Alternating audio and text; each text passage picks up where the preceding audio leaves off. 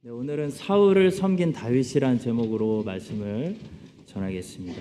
오늘 본문을 보니까 하나님께서 버리신 사람과 하나님께서 세우신 사람이 어떻게 점점 차이가 나는지를 볼 수가 있습니다. 하나님께서 버리신 사람은 이제 다른 사람의 도움을 받아야 되는 그런 사람으로 전락하고, 하나님께서 세우신 사람은 다른 사람에게 도움이 되는 사람으로 세워지고 있는 것을 보게 됩니다. 성도 여러분, 우리가 하나님께서 이 땅에 심으신 빛과 소금이요, 아브라함의 자손, 축복의 통로요, 하나님의 자녀들이라면 꼭 기억합시다. 우리는 이 땅에 도움이 되는 사람들이다 라는 사실입니다.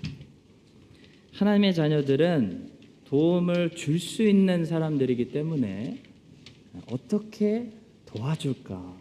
누구를 도와줄까? 어디서 헌신할까를 자꾸 생각을 해야지, 자꾸 도움을 받을 생각만 해서는 안 되는 것입니다.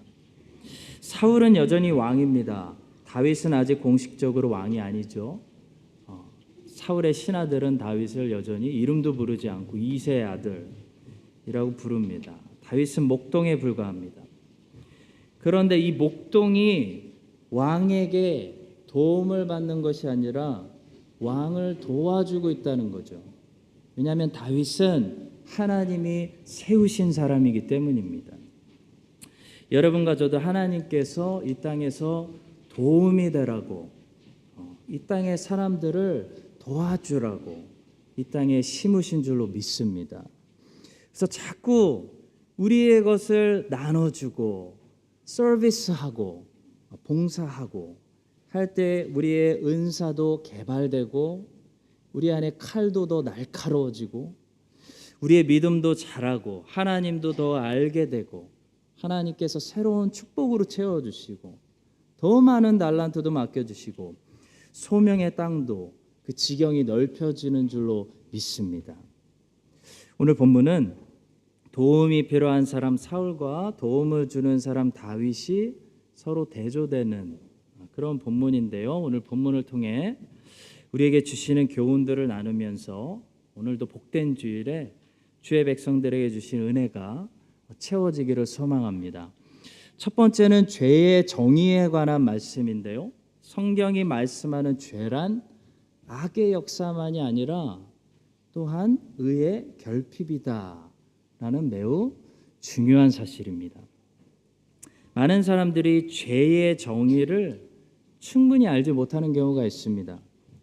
죄가 뭐죠? 물어보면 우리 머릿속에 제일 먼저 떠오르는 생각은 나쁜 것을 하는 거, 악을 행하는 거, 그게 죄지라고 생각합니다.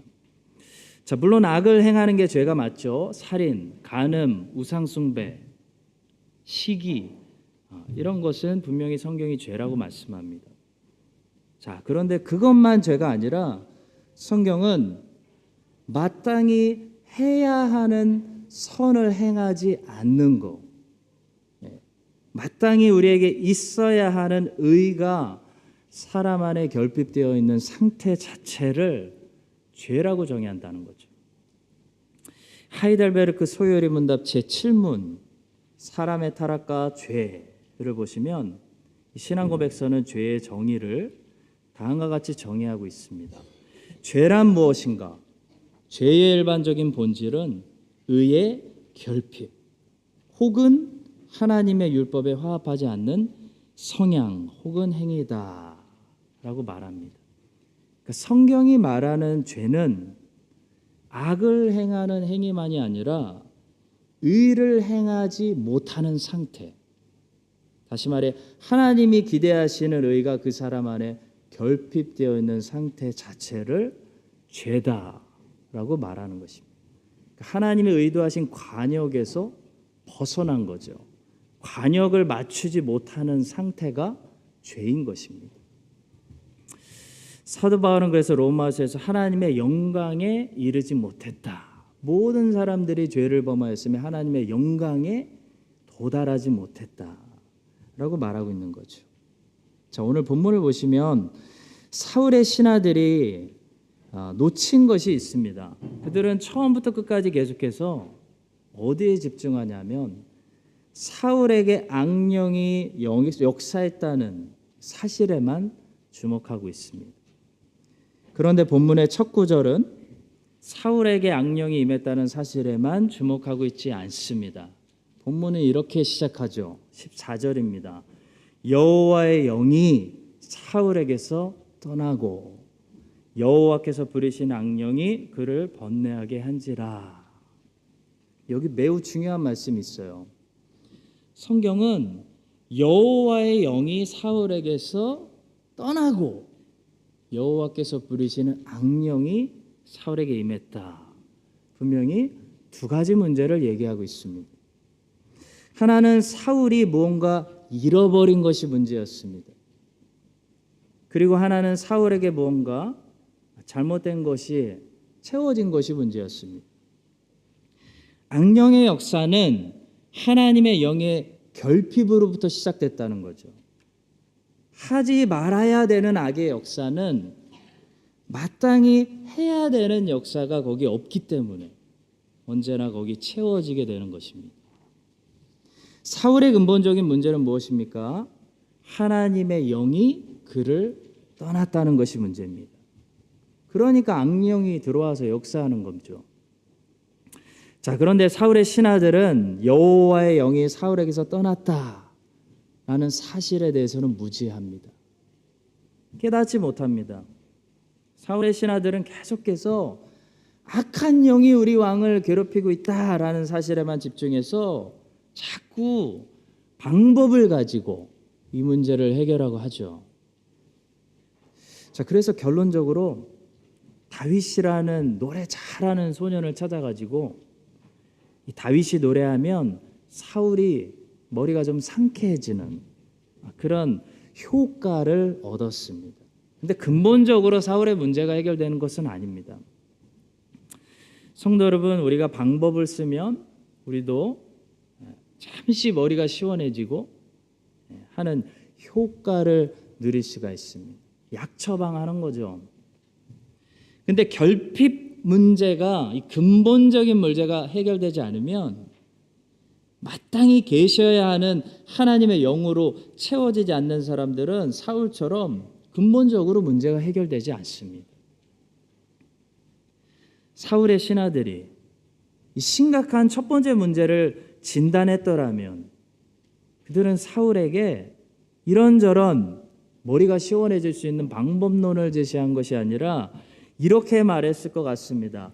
왕이시여 여호와께 회개하고 여호와께 돌아가소서. 하나님과의 관계를 회복하소서. 그러면 악령은 떠날 것입니다. 라고 사울을 바른 길로 인도했을 것입니다. 사울의 신하들은 그런 바른 전도자가 되지 못했습니다. 그런데 오늘날도 마찬가지입니다. 오늘날도 사울의 신하들처럼 세상 사람들은 사람들 안에 있는 예수 그리스도의 결핍, 하나님의 영의 결핍, 의의 결핍에 대해서 깨닫지 못합니다. 그냥 하나님의 영의 부재에 대해서는 알지 못하고 겉으로 일어나는 현상, 악의 역사에 대해서만 진단합니다. 그래서 세상의 방법을 통해 어떻게 하면은 치료할 수 있을까 고민하는지 모릅니다. 자, 그래서 자꾸 방법만 발전됩니다. 엄청난 방법이 나옵니다.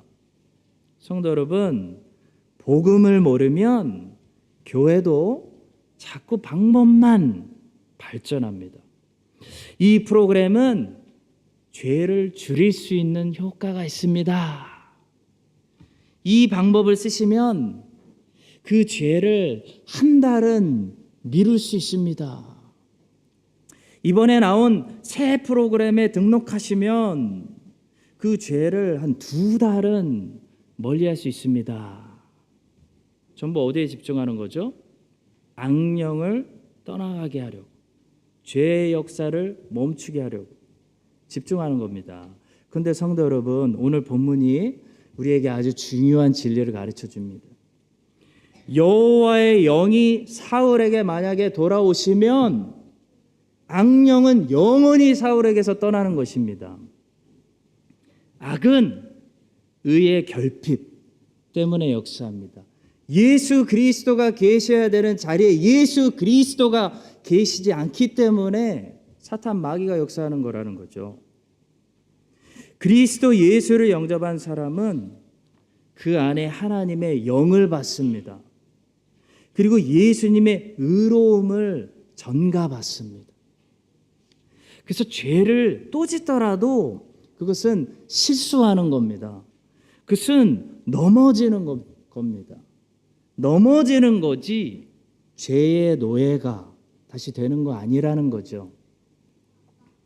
세상 사람들에게 우리가 전도해야 될 것은 무엇입니까? 어떻게 하면 머리가 조금 시원해질 수 있는지 방법을 제시하는 것이 아닙니다. 세상 사람들에게 우리가 전도해야 할 것은 어떻게 하면 하나님의 영을 받을 수 있는지. 그래서 모든 악령이 다시는 그 안에서 역사하지 못하도록 할 수 있는지 복음을 전해야 됩니다. 어떻게 하면 예수 그리스도를 영접해서 그분의 의로움을 전가받아서 다시는 죄의 노예가 되는 것이 아니라 하나님께 인정받는 사람이 되어 하나님의 자녀가 돼서 하나님을 이제 아빠, 아버지라고 부를 수 있는 관계가 되는지 더 나은 길을 제시하는 것입니다. 성령께서 우리 마음에 오시면 모든 악령들은 떠나가게 될 줄로 믿습니다. 예수 그리스도의 의로움이 한 번 전가된 사람은 죄를 짓더라도 다시 일어납니다. 죄에게 다스림 받는 것이 아니라 죄를 다스릴 수 있는 권세를 가지고 살아갈 수 있습니다. 여러분과 제가 사울의 신하들처럼 오늘날 세상 사람들 엉뚱한 곳에서 잘못된 진단을 하는 그런 본질을 해결하지 못하는 그런 길로 세상을 이끌어가는 것이 아니고 하나님의 영의 결핍, 예수 그리스도의 의의 결핍을 가지고 있는 많은 신음하고 있는 영혼들에게 복음을 전할 수 있게 되기를 예수 그리스도의 이름으로 축복합니다. 두 번째로 본문은 우리에게 다윗을 소개합니다. 근데 다윗은 어떤 사람이었냐면 다윗은 매우 용기 있는 사람이었다라고 말씀합니다. 본문 18절의 말씀입니다. 소년 중 한 사람이 대답하여 이르되 내가 베들레헴 사람 이세 아들을 본즉 수금을 탈 줄 알고 용기와 무용과 구변이 있는 준수한 자라. 여호와께서 그와 함께 계시더이다. 이 수금을 잘 탈 줄 안다는 것은 다윗의 재주를 말하는 것이고요. 다윗의 성품에 대해서 본문은 설명하는데 제일 먼저 이 소년은 용기 있는 소년입니다 라고 소개하고 있습니다. 성도 여러분, 용기는 우리가 생각하는 것보다 하나님의 사람들에게 꼭 필요한 덕목입니다. 우리는 반드시 겸손하고 교만하면 안 된다라는 사실은 잘 알고 있습니다. 그런데 그와 같이 반드시 용기가 있어야 된다라는 사실은 잘 모르고 있는 것 같습니다. 겸손은 꼭 있어야 하는 덕목이지만 용기는 있으면 좋은데 없어도 괜찮은, 저 앞에서 좀 리드하시는 분들이나 좀 필요한 그런 덕목으로 우리가 생각할 때가 많다는 거죠. 교만은 반드시 버려야 하는 악한 것이지만 용기가 없는 것은 용서받을 수 있는 그렇게 악한 것은 아니라고 생각할 때가 너무나 많다는 것입니다. 자, 그런데 성경은 뭐라고 얘기할까요? 용기는 하나님의 사람들이 꼭 갖추고 있어야 하는 중요한 덕목이다라고 말합니다. 마치 군인이 용맹스러워야 하는 것과 같습니다. 축구 선수가 체력이 좋아야 하는 것과 같습니다.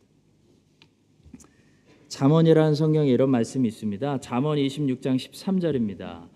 게으른 자는 길에 사자가 있다. 거리에 사자가 있다 하느니라. 게으른 사람은 길에 사자가 있어서 못 나가겠습니다.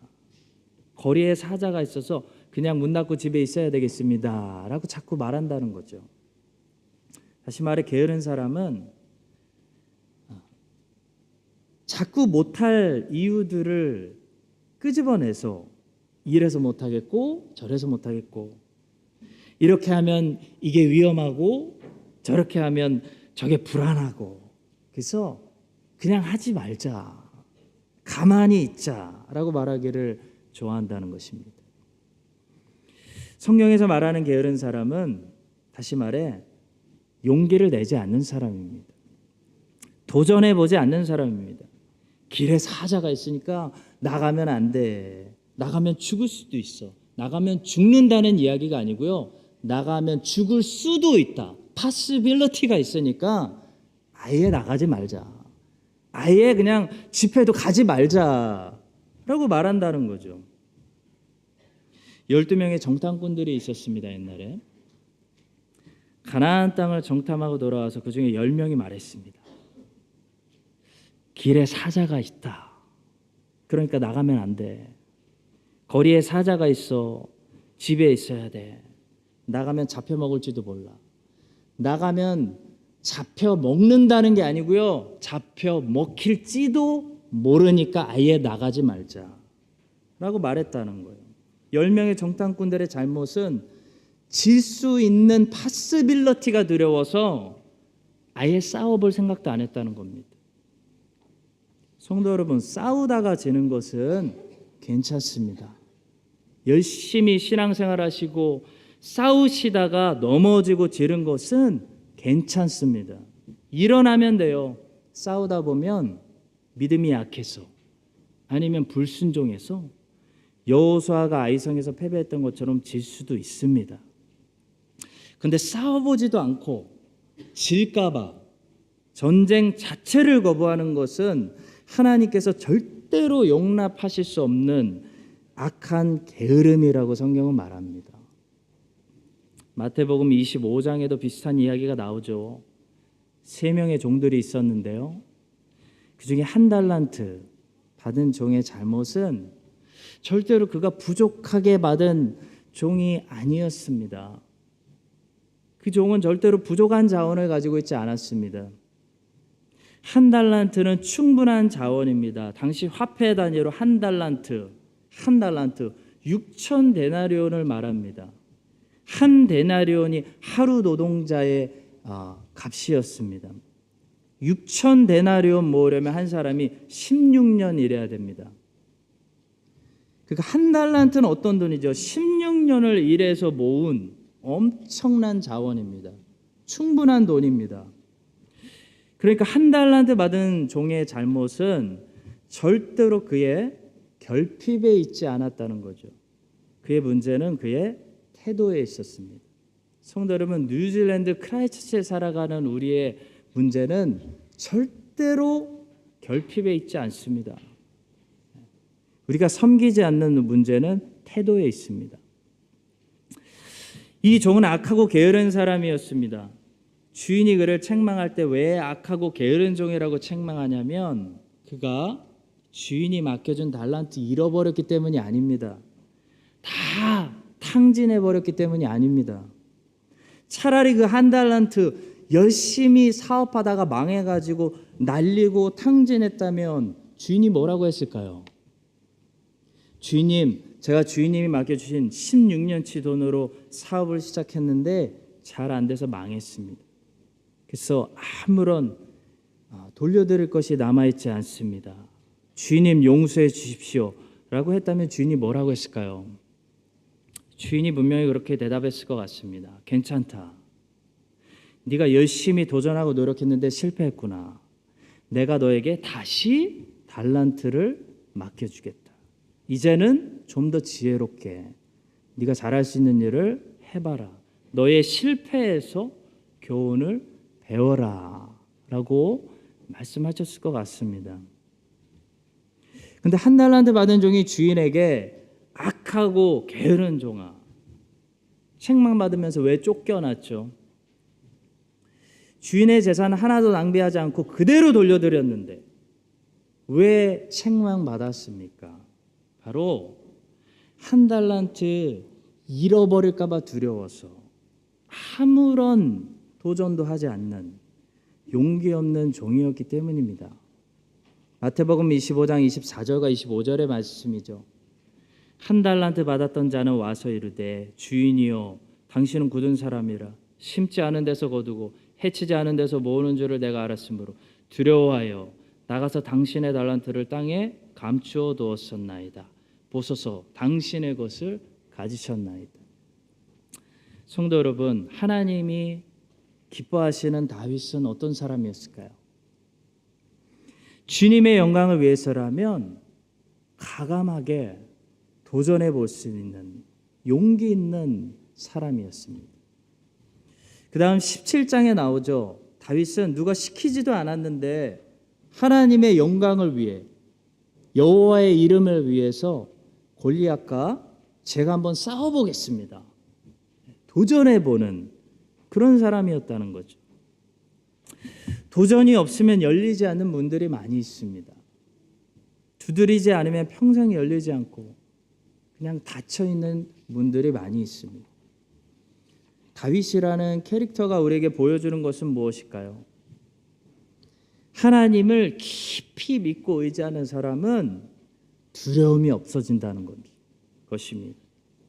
다윗은 하나님을 깊이 의지하고 믿었기 때문에 실패가 두렵지 않고 사람이 두렵지 않고 골리앗이 두렵지 않고 천만인이 두렵지 않고 하나님을 깊이 의지하는 사람은 아무것도 무섭지가 않기 때문에 용기 있는 사람이 된다. 도전하는 사람이 된다. 그런 사실입니다. 여러분과 제가 다윗처럼 용기 있는 사람, 도전하는 사람, 거리에 사자가 있다, 사람들이 얘기합니다. 길 위에 사자가 있다, 세상이 얘기합니다.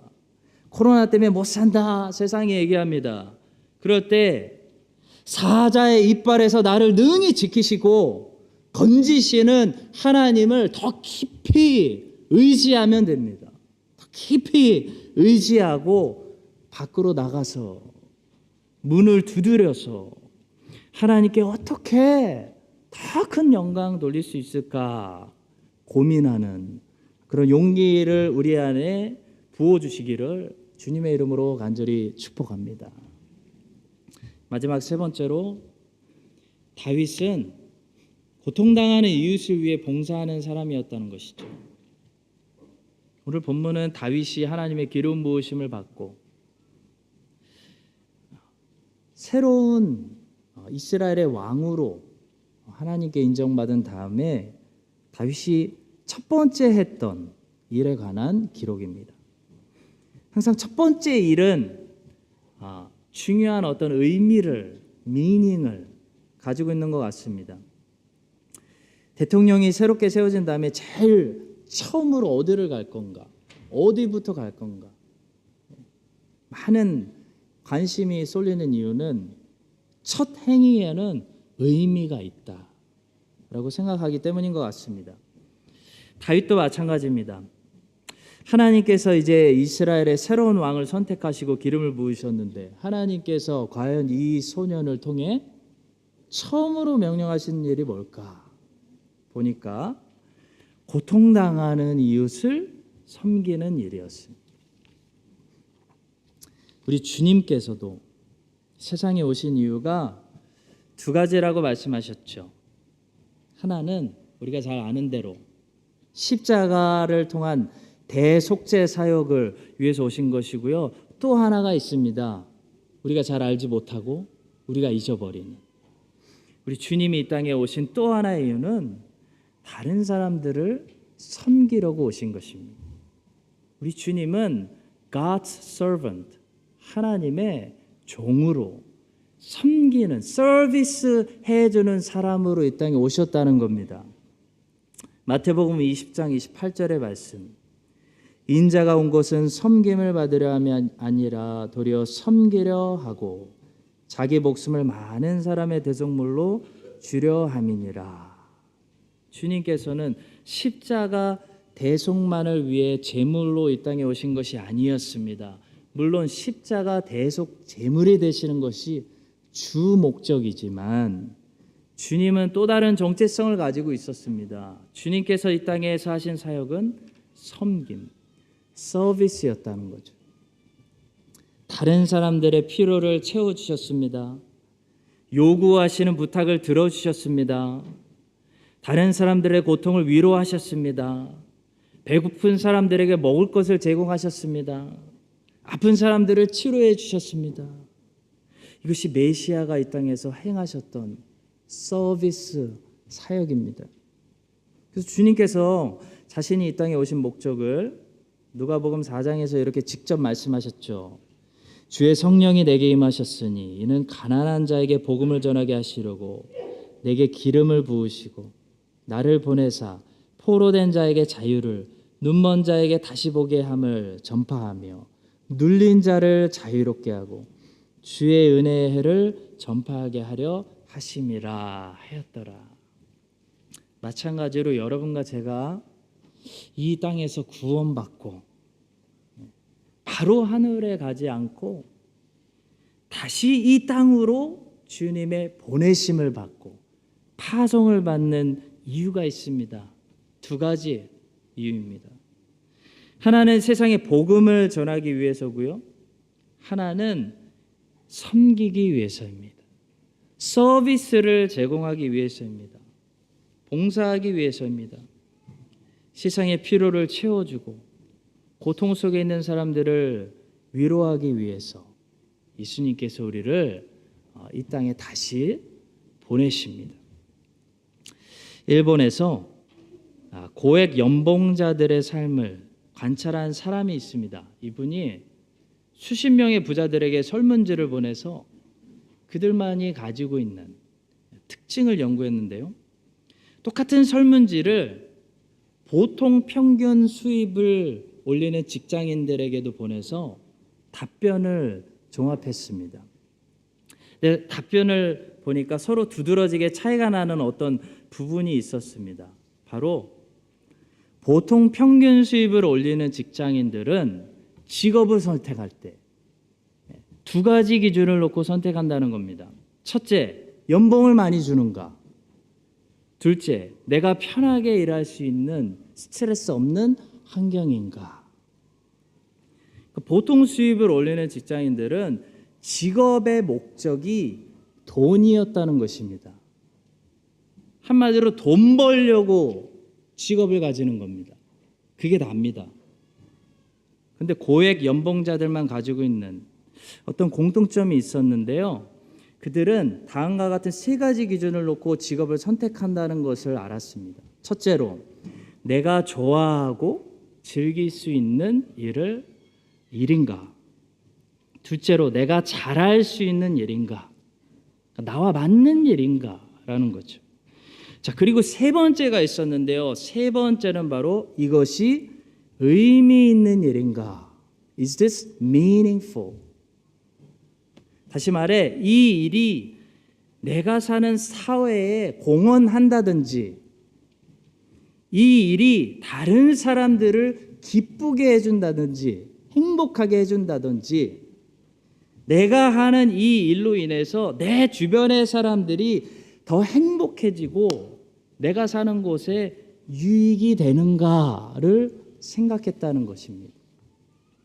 한마디로 이 사람들은 서번트 정신을 가지고 서비스를 생각했다는 거죠. 자, 결론적으로 이분이 말하는 것은 뭐냐면 돈을 따라다니는 사람이 돈을 버는 게 아니더라. 돈을 많이 버는 사람들의 특징은 돈을 따라다니지 않고 돈이 그들을 따라오더라라는 것이 결론입니다. 성도 여러분, 재물이라는 것은 물질이라는 것은 우리를 따라오게 해야지 우리가 따라가야 하는 가치가 있는 존재가 아닌 것입니다. 재물은 자기를 열심히 따라오는 사람들로부터 오히려 멀리 도망갑니다. 왜냐하면 매력을 못 느끼기 때문에.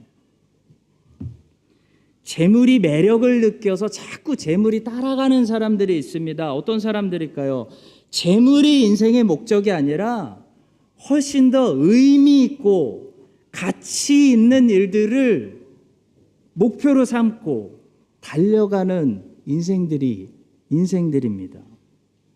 마찬가지로 사랑하는 성도 여러분, 하나님은 우리가 어려운 코로나 시대라고 해서 돈만 벌고 돈만 생각하는 삶을 살기를 원하시는 것이 아닙니다.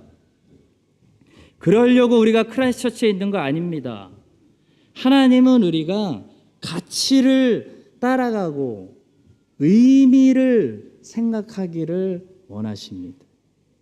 무엇이 가치 있는 일인가? 무엇이 의미 있는 일인가? 우리가 크리스찬이라면 우리는 이미 다 알고 있습니다. 하나님은 사람을 절대로 자기 자신만 생각하는 존재로 창조하지 않으셨습니다. 하나님은 사람을 어떻게 창조하셨죠? 하나님을 사랑하고 다른 사람들을 사랑할 때 가장 아름다워지고 건강해지는 존재로 창조하셨습니다. 따라서 자기를 위해 사는 사람일수록 어떻게 되죠? 그 사람의 인생은 더 매력을 잃어가고 망가질 수밖에 없습니다. 나를 위해 살면 나도 사울처럼 점점 괴물이 되어가는 것입니다. 내 주변 사람들이 불행해지는 것입니다. 상처받는 것입니다. 망가지는 것입니다. 그러나 하나님을 위해서 살고 다른 사람들의 기쁨과 크라이스트처치에 있는 이 사람들을 어떻게 내가 더 기쁘게 만들고 행복하게 만들 수 있을까를 고민하면서 다른 사람들의 유익을 위해서 살아가는 사람들은 어떻게 되죠? 갈수록 더 건강해지고 갈수록 더 열매를 맺고 매력적인 인간으로, 아름다운 인간으로 성장하게 되는 것입니다. 오늘 우리가 본문을 통해 만나는 다윗은 오늘 본문에서 한마디도 하고 있지 않지만 사울을 위해 봉사하는 사람으로, 서번트로 등장하고 있습니다. 다윗은 이렇게 고통당하는 이웃의 행복을 위해서 살았기 때문에 다윗 자기가 아름다워졌습니다. 다윗도 만약에 자기 행복 위해서 살았다면 사울처럼 괴물로 변했겠죠. 성도 여러분, 여러분과 저도 재물을 위해서 살지 않고 나를 위해서 살지 말고 본문의 다윗처럼 하나님을 위해서 살고 하나님이 사랑하시는 이 크라이스트처치의 많은 이웃들을 행복을 위해서 우리가 살아갈 때 하나님께서 여러분과 저를 가장 건강하게 만드시고 가장 아름답게 만드시고, 그래서 우리가 따라가지 않아도 세상에 기름진 것들이 우리를 따라오는 그런 매력이 넘치는 삶을 다 이번 한 주도 살아가시기를, 그래서 봉사가 우리의 정말 기쁨이 되고 우리를 아름답게 만드는 그런 향수가 될 수 있기를 살아계신 예수 그리스도의 이름으로 간절히 축원드립니다. 기도하겠습니다. 하나님 아버지, 나를 추구하고 나를 따라가는 삶을 멈추게 하시고 이제부터 다시 하나님의 영광을 위해서 살고 이웃들의 행복을 위해서 봉사하는 그런 사람이 되게 하여 주시옵소서. 그럴 때 우리의 영혼이 다윗처럼 건강하고 아름답고 매력을 품기는 그런 인생들이 되게 하여 주시옵소서. 주님, 용기를 주시옵소서. 실패의 두려움을 극복하고 주의 영광을 위해 도전하게 하여 주시옵소서. 세상 사람들을 치료받게 하기 위해 그들에게 결핍되어 있는 예수 그리스도를 언제나 전도할 수 있는 우리 모두가 되게 하여 주시옵소서. 예수 그리스도의 이름으로 기도합니다. 아멘. 지금은 우리의 의로움이 되시는 예수 그리스도의 은혜와 하나님 아버지의 변하지 않는 신실하신 사랑과 성령 하나님의 교통하심이 오늘 말씀을 듣고 우리 모두 다윗처럼 기쁨으로 고통당하는 이웃을 섬기고 봉사하기로 결단하는 모든 하나님이 사랑하시는 아름다운 주의 자녀들 위해 이제부터 영원까지 함께 하시기를 간절히 축원드립니다.